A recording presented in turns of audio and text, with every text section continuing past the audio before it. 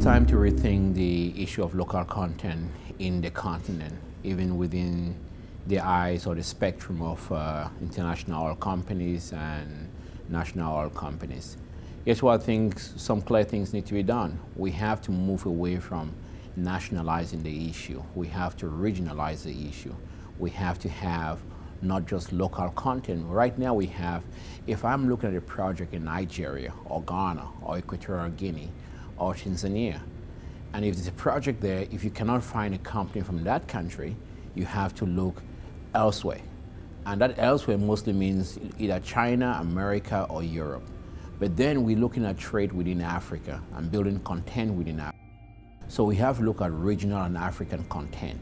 And I think that so that you can be able to use resources and services are within cross-border or within the continent.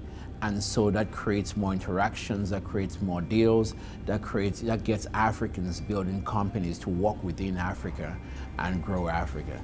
We have looked at local content from a lot of different ways in the past. Africa has not properly been served. But also, you cannot love jobs and hate those who create jobs. We got to be spokespersons and also strong for the job creators and the investors. So government also has a big role to play with this. Government has to train people. Government has to lay the framework and create an enabling environment. We cannot always just ask companies to say, come do A, B, C, but we also have to look at what kind of incentives do we give to investors and private companies to do that. But then we also have a role to hold them accountable, to ensure that the Africans really benefit from the resources, because when they don't, it's going to create a big discontent within the continent. And that is not what we want this industry to create. This industry has to be a source of pride, a source of joy to many people that look up to it to develop their communities. No, you should have national requirements. Don't get rid of national requirements. You say you get national first, regional, so you could get, when you look at these matters, you say, well, okay, we are not just going to go with looking at CEMAC or COMESA or SADC. You cannot just look at those regions, but then you can also look at one thing.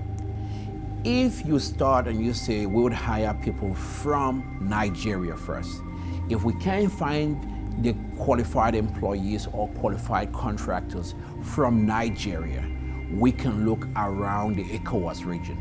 We would look at hiring people just from Cameroon. If we can't find people from the Cameroons, we will look at the entire CEMAC region. Then we go Africa-wide, then we go worldwide. So it is national, regional, Africa-wide, and then worldwide.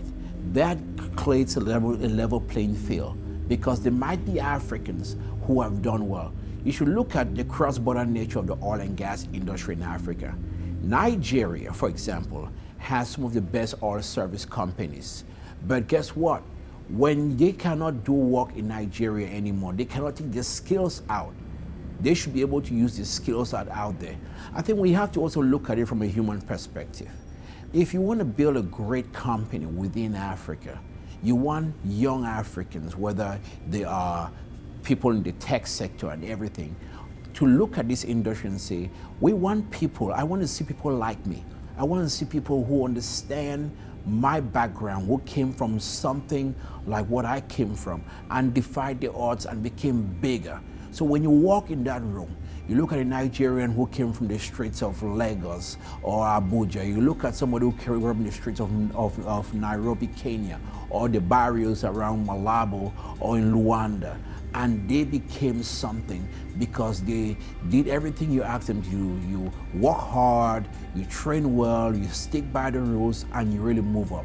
If you have guys like this, and then some other kid looks at it and say, I could be the best engineer you can find out there. I could be the best petroleum geologist you can find out there. And I will create something. And that's going to be homegrown. That's going to be African. That is really the essence of having regional and African content, so that this industry is going to be homegrown. We got to localize the industry to really use our own resources and use our own people to get us to the highest point of where we think this industry should be.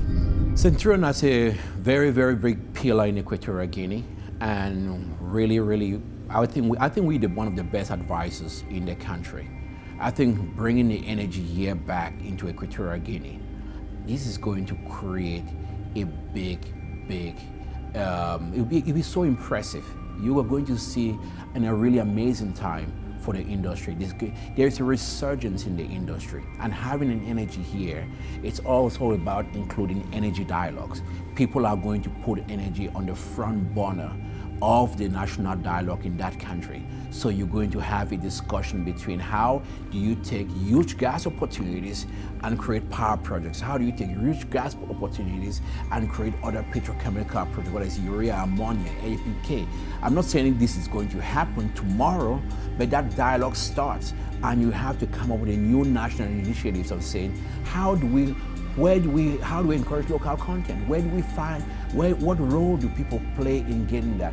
That dialogue needs to be done there. You're going to have this energy here, these great discussions, this big push, and then it being capped with the gas exporting countries forum coming to the country with possibly presidents and ministers from all these big gas countries. So that puts Equatorial Guinea on the front burner. It's going to be such a big challenge, but I think they would meet it because it's a country that has always taken up these big challenges and have lived up to it. And I think it's just going to be really amazing. I'm looking forward to it. I think our firm is going to be there. We think that this is something really good for the country, and I think they can help execute it. What makes Africa Oil and Power in Cape Town stand out is that it's become a home.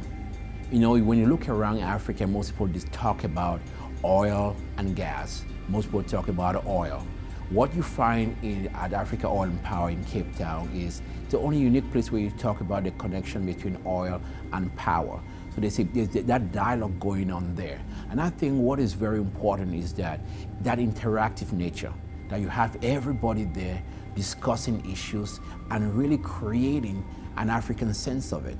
What is the pride you have there that you have so much African participation, African companies telling African stories and really putting something that is uniquely African. I think more and more I see more people come here. I'm excited to be here.